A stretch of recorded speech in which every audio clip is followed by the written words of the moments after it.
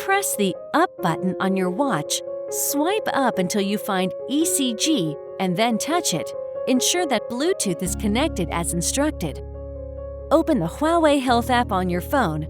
Go to Health, select Heart, and touch Activate for ECG. If the ECG screen does not show up, update the app to its latest version.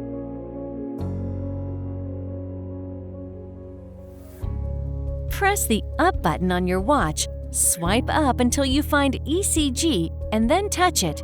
Specify which wrist you're wearing the device on and view the tips from How to Measure and Getting Started. Touch Done and start the ECG measurement as prompted.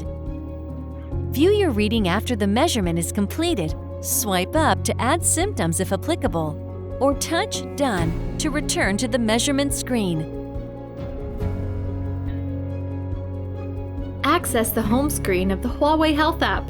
Touch Heart and then ECG. Select your target record to enter the data details screen. Touch the download icon in the upper right corner to enter the download screen. Touch Save to save the result to your phone.